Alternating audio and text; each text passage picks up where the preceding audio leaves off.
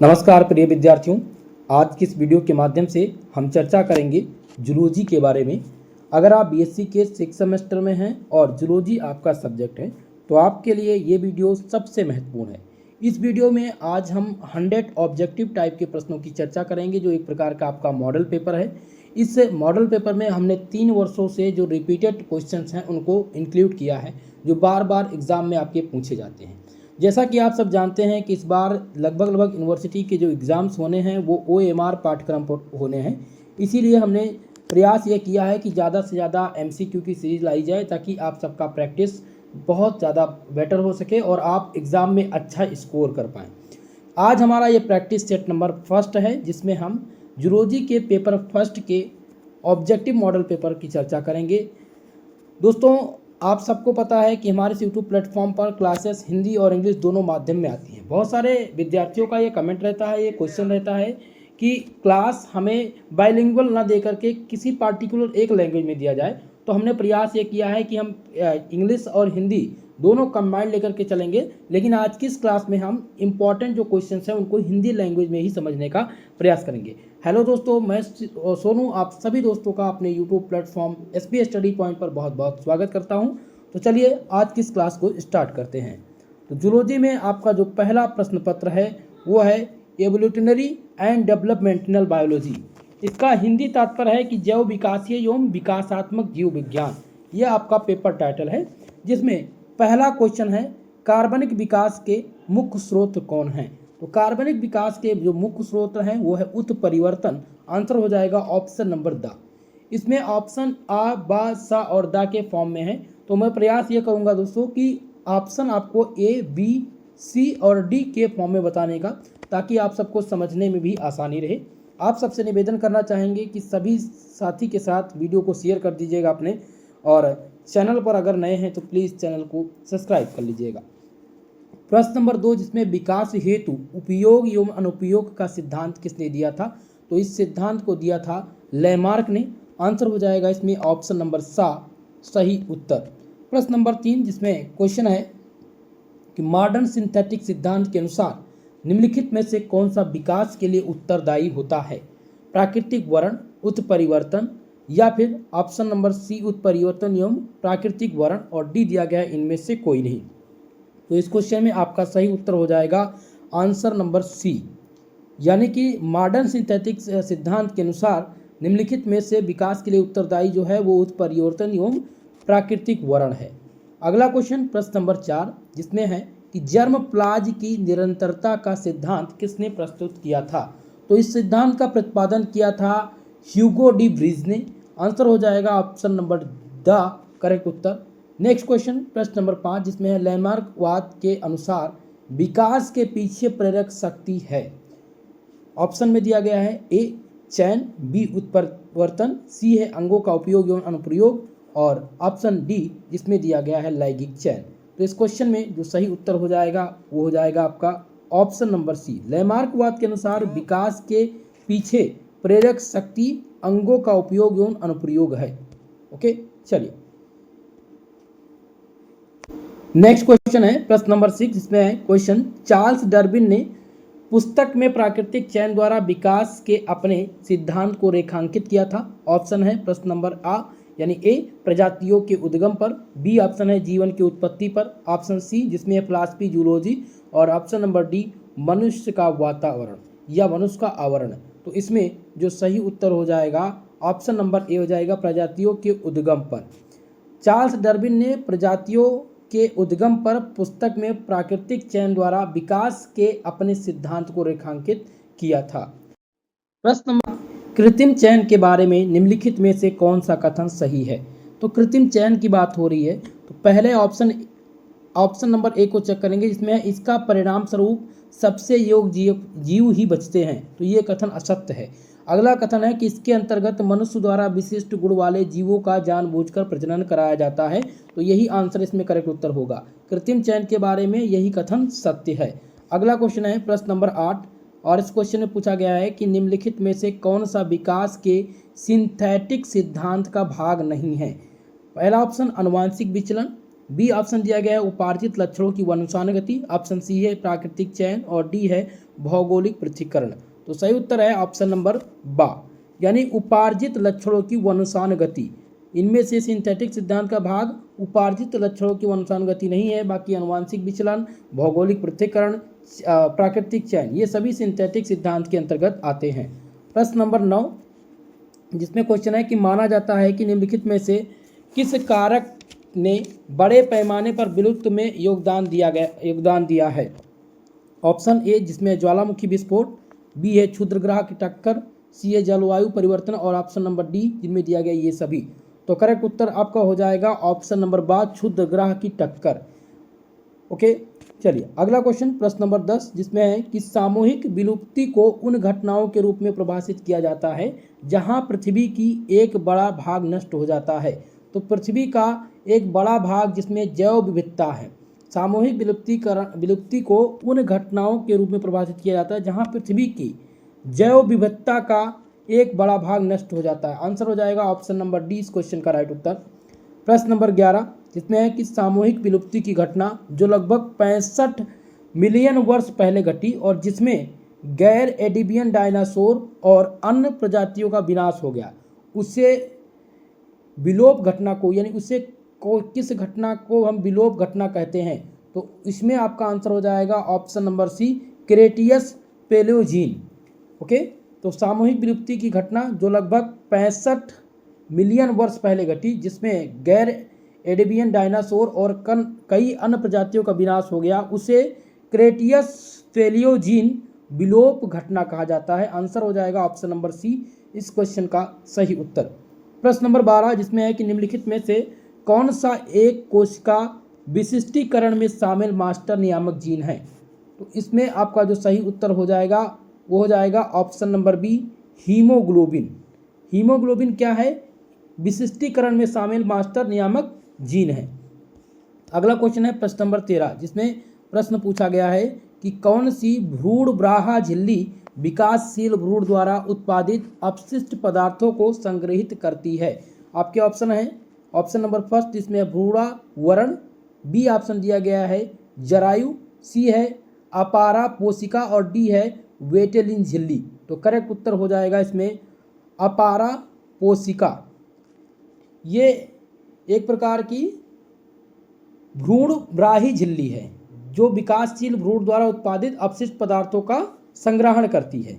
Okay, अगला question प्रश्न number 14, जिसमें प्रश्न है कि स्तनधारी बीज पुट्टी ब्लास्टोसिस्ट में कोशिकाओं की बाहरी परत जो बाद में जरायु के निर्माण में योगदान देती है उसको क्या कहते हैं या क्या कहलाती है। तो ये कहलाती है ट्रोफोब्लास्ट। क्या कहलाती है, ट्रोफोब्लास्ट। आंसर हो जाएगा ऑप्शन नंबर डी इस क्वेश्चन का सही उत्तर। प्रश्न नंबर 15, जिसमें है आर्कियोप्टेरिक्स फसल किस काल की चट्टानों से प्राप्त हुआ है। तो ये जो प्राप्त हुई है दोस्तों, ये प्राप्त हुई है अर्डोवेशियन। कहाँ से प्राप्त हुई है, अर्डोविशियन काल से प्राप्त हुई है। आंसर हो जाएगा ऑप्शन नंबर सी इस प्रश्न का सही उत्तर।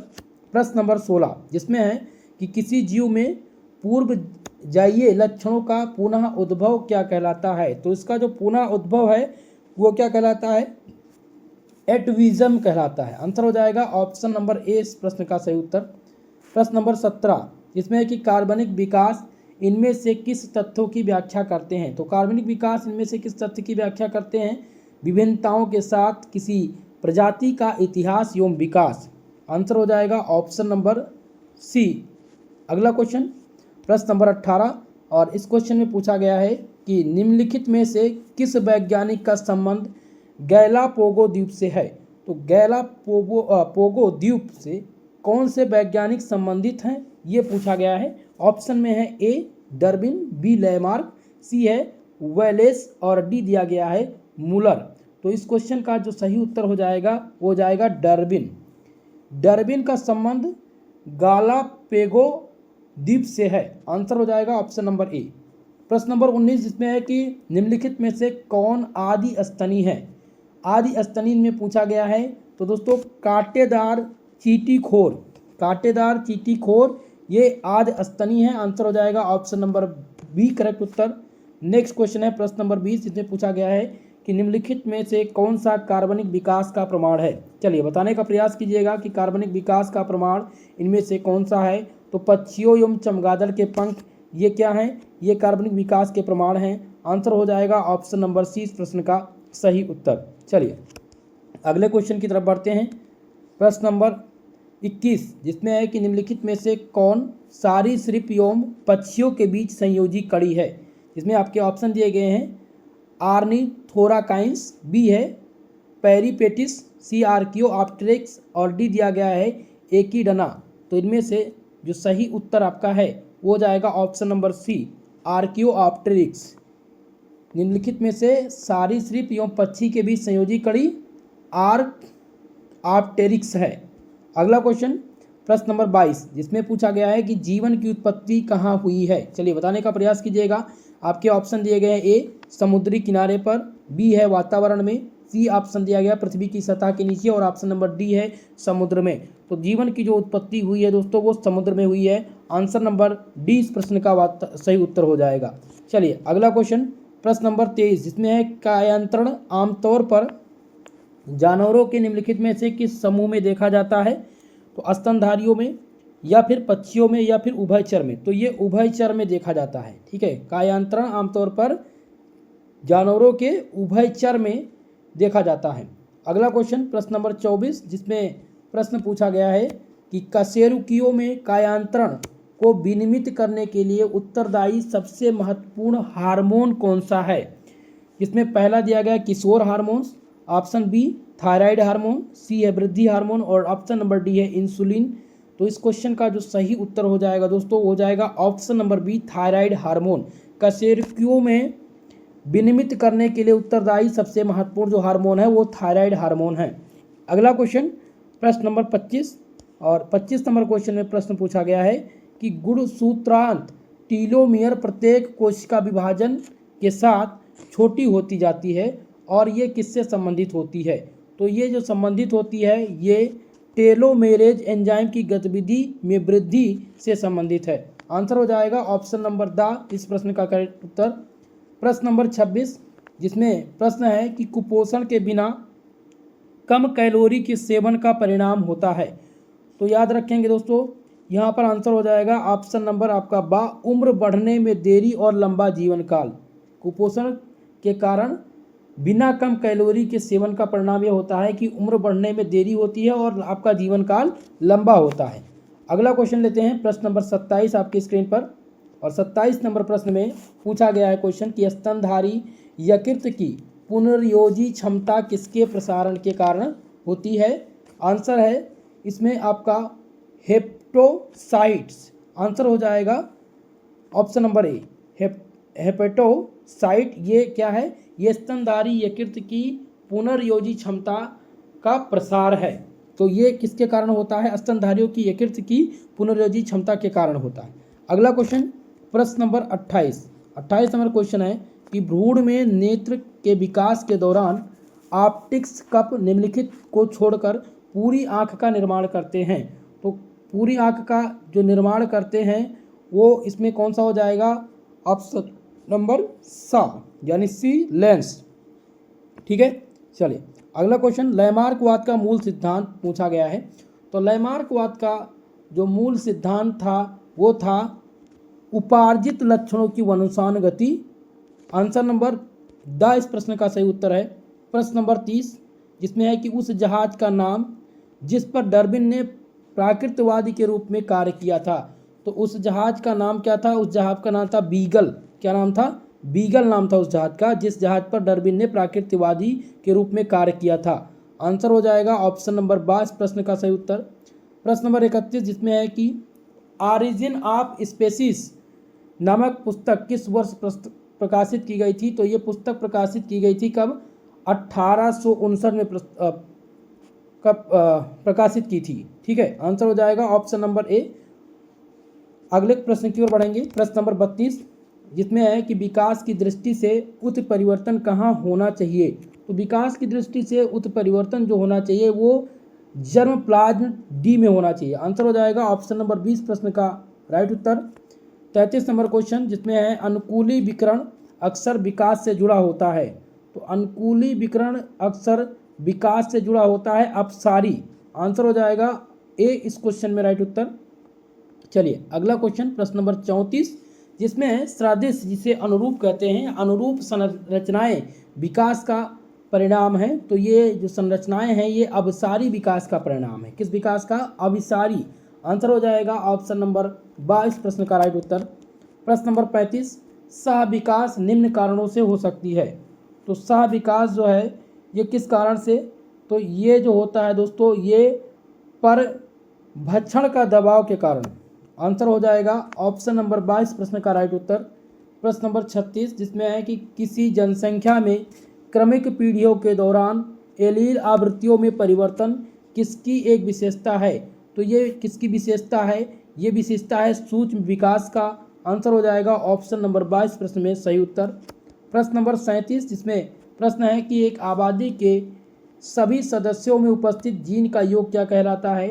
तो इस एक आबादी के सभी सदस्यों में जो उपस्थित जीन हैं उनके योग को कहा जाता है जीन पूल। आंसर हो जाएगा ऑप्शन नंबर सी इस प्रश्न का सही उत्तर। चलिए अगला क्वेश्चन प्रश्न नंबर 38, जिसमें है पैंजेनेसिस का सिद्धांत किसने प्रतिपादित किया? तो पैंजेनेसिस का सिद्धांत प्रतिपादित किया था किसने? डार्विन ने प्रतिपादित किया था। आंसर हो जाएगा ऑप्शन नंबर ए इस प्रश्न का सही उत्तर। प्रश्न नंबर 39, जिसमें है कि केंद्राभिमुख विकास को निम्नलिखित में से किस उदाहरण द्वारा व्यक्त किया जाता है? तो ये व्यक्त किया जाता है कुत्ता, मछली एवं व्हेल के उदाहरण के द्वारा। आंसर हो जाएगा ऑप्शन नंबर सी इस क्वेश्चन का राइट उत्तर। प्रश्न नंबर 40, जिसमें है कि निम्नलिखित में से कौन जीवित जीवाश्म माना जाता है?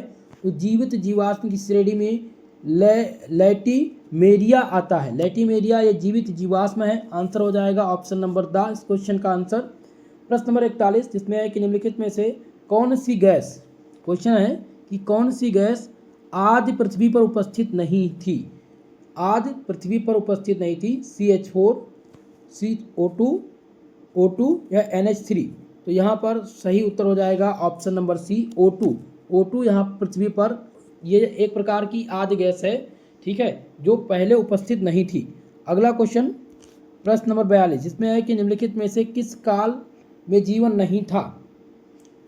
तो एलोजोइक काल में, याद रखेंगे एलोजोइक काल में जीवन नहीं था। आंसर हो जाएगा ऑप्शन नंबर द इस प्रश्न का राइट उत्तर। प्रश्न नंबर 43, जिसमें है कि निम्नलिखित में से किस काल में जीवन की उत्पत्ति हुई है?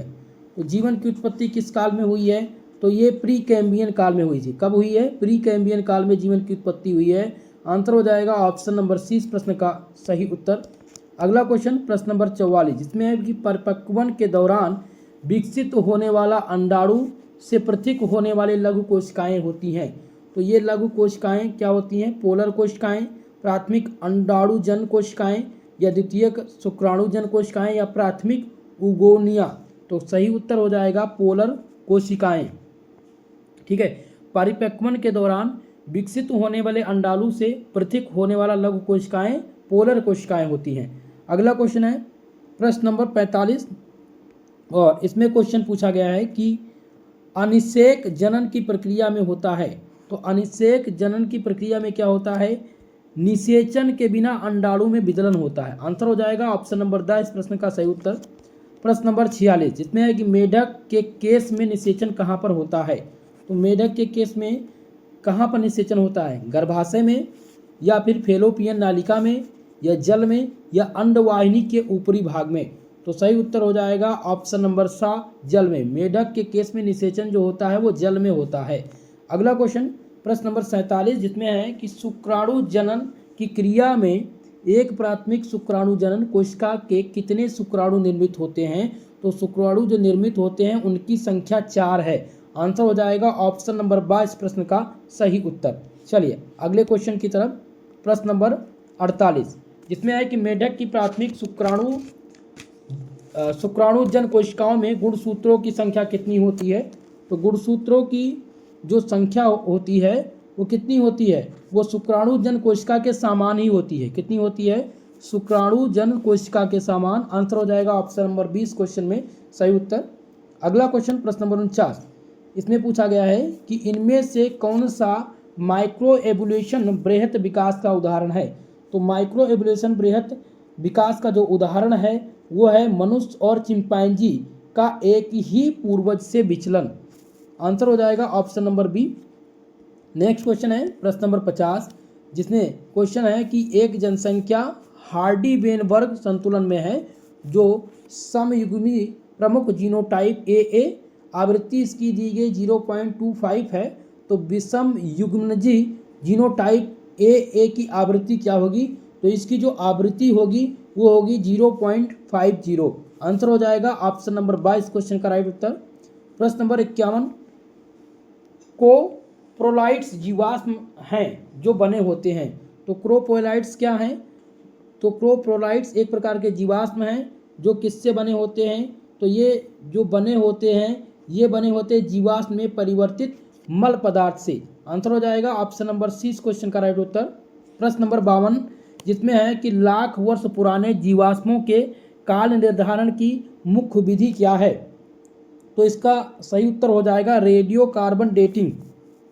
बहुत सारे पुराने जो मंदिर हैं या जो बहुत सारे पुराने तत्व हैं या पदार्थ हैं या मंदिर कह लीजिए, या बहुत सारे जो पुराने धार्मिक मंदिर हैं, मस्जिद हैं या घर हैं, तो उनके जीवाश्मों के काल निर्धारण के लिए कार्बन डेटिंग की जाती है। जैसा कि अभी आपने एक मूवी देखी होगी हाल ही में, the history of Taj history के नाम से एक मूवी आई थी, जिसमें ताजमहल पर उन्होंने उसके जांच के लिए याचिका दायर की थी, जिसमें उन्होंने कार्बन डेटिंग की मांग की थी। ठीक है, तो फिलहाल अभी वो कंप्लीट नहीं हुआ। उस मूवी में तो यही दिखाया गया कि इस पर जो है कार्बन डेटिंग की जाएगी, लेकिन अभी हुआ नहीं है ऐसा कुछ। और हिंदू का मानना यह है कि वो जो एक प्रकार वो जो ताजमहल है वो तेजो महल है, यानी हिंदू का पहले वो मंदिर था और उसको शाहजहां ने तोड़वा कर बनवाया था। फिलहाल ये जांच का विषय है और इस पर राय क्या है वो तो सब पता होगा इतिहासकारों को, और कार्बन डेटिंग के बाद ही में पता चलेगा। ठीक है, फिलहाल हम बढ़ते हैं अगले क्वेश्चन की तरफ। प्रश्न नंबर 53 है, कार्बन 14 का अर्ध जीवन काल लगभग कितने वर्ष का है? तो कार्बन 14 का अर्ध जीवन काल जो है ये 5730 वर्ष का लगभग है। आंसर हो जाएगा ऑप्शन नंबर ए इस क्वेश्चन का करेक्ट उत्तर। प्रश्न नंबर 54, जिसमें है आधुनिक घोड़े का सबसे पहला ज्ञात पूर्वज माना जाता है। ये बहुत ही इंपॉर्टेंट क्वेश्चन है और कई बार ये प्रश्न पूछा जा चुका है। तो आधुनिक घोड़े का सबसे पहला ज्ञात पूर्वज जो है वो है इयोहिपस। आंसर हो जाएगा ऑप्शन नंबर आ, इयोहिपस आधुनिक घोड़े का सबसे पहला ज्ञात पूर्वज था। अगला क्वेश्चन प्रश्न नंबर 55, आमतौर पर घोड़े का जन्म स्थल माना जाता है। तो आमतौर पर घोड़े का जो जन्म स्थल है वो कहाँ माना जाता है? तो ये उत्तरी अमेरिका माना जाता है। आंसर हो जाएगा ऑप्शन नंबर 20 क्वेश्चन का राइट उत्तर। ये दोनों क्वेश्चन बहुत बार रिपीट हुए हैं और एग्जाम में इस बार भी आपको देखने को मिलेंगे। ठीक है, अगला क्वेश्चन है प्रश्न नंबर 56, जो है इनमें से कौन सा परिवर्तन आधुनिक घोड़े के विकास में नहीं हुआ है? तो इनमें से दोस्तों शरीर के आकार में वृद्धि आधुनिक घोड़े के विकास में नहीं हुआ है। बाकी मस्तिष्क का आकार में वृद्धि, पहली उंगली को छोड़कर सभी उंगली का हास्य, कृत्रिक दांतों का चौड़ा होना, ये सभी घोड़े के आधुनिक विकास में है, लेकिन शरीर के आकार में वृद्धि ये सम्मिलित नहीं है।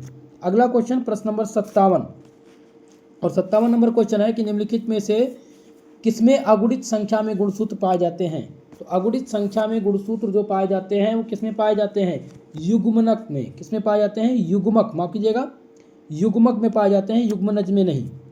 आंसर हो जाएगा ऑप्शन नंबर सी। दोनों का ध्यान रखेंगे, युग्मनज और युग्मक ये अलग अलग हैं। तो कभी भी पूछा जाए कि भाई निम्नलिखित में से किसमें अगुणित संख्या में गुणसूत्र, तो अगुणित संख्या में गुणसूत्र युग्मक में पाए जाते हैं। प्रश्न नंबर 58, निम्नलिखित में से किस जंतु में अनिषेक जनन होता है? तो अनिषेक जनन जो होता है ये मधुमक्खी में होता है। किसमें? मधुमक्खी में कौन सा जनन होता है? अनिषेक जनन होता है। प्रश्न नंबर 58 का ऑप्शन सी करेक्ट उत्तर है। अगला क्वेश्चन प्रश्न नंबर 59, जिसमें है कि किसी प्राणी में लैंगिक परिपक्वता के बाद भी भिंडक लक्षणों के बने रहने की क्रिया क्या कहलाती है? तो इस लक्षण को क्या कहते हैं? इस क्रिया को हम कहते हैं चिरभ्रूणता। आंसर हो जाएगा ऑप्शन नंबर ए इस प्रश्न का सही उत्तर। प्रश्न नंबर 60, लेसिथल अंडाणु में पीतक उपस्थित होता है। तो ये कहाँ पर उपस्थित होता है? ये एक ध्रुव पर उपस्थित होता है। आंसर हो जाएगा ऑप्शन नंबर आ इस प्रश्न का सही उत्तर। प्रश्न नंबर 61 जिसमें सरीसृप एवं पक्षियों में किस प्रकार के निर्मित होते हैं? तो सरीसृप एवं पक्षियों में किस प्रकार के निर्मित होते हैं? तो ये निर्मित होते हैं अति पीतकी, दीर्घ पीतकी के प्रकार के उपस्थित होते हैं। आंसर हो जाएगा ऑप्शन नंबर द इस क्वेश्चन का राइट उत्तर। प्रश्न नंबर 62 अंडाणु में विदलन का प्रकार किस पर आधारित होता है या किस आधार पर होता है? केंद्र की स्थिति के आधार पर, निषेचन की स्थिति के आधार पर, पीतक की मात्रा एवं विवरण, या अंडाणु में शुक्राणु द्वारा भेदन। तो इसमें सही उत्तर क्या हो जाएगा दोस्तों? इसका जो सही आंसर है वो हो जाएगा ऑप्शन नंबर सी, पीतक की मात्रा एवं विवरण।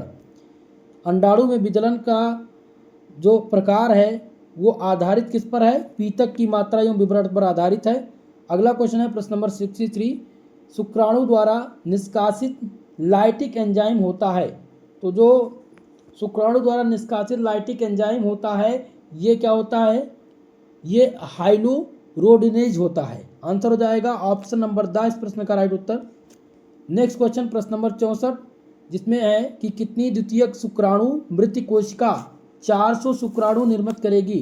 तो 400 शुक्राणु जो निर्मित करेगी वो है 200। आंसर नंबर 22 प्रश्न में सही उत्तर है।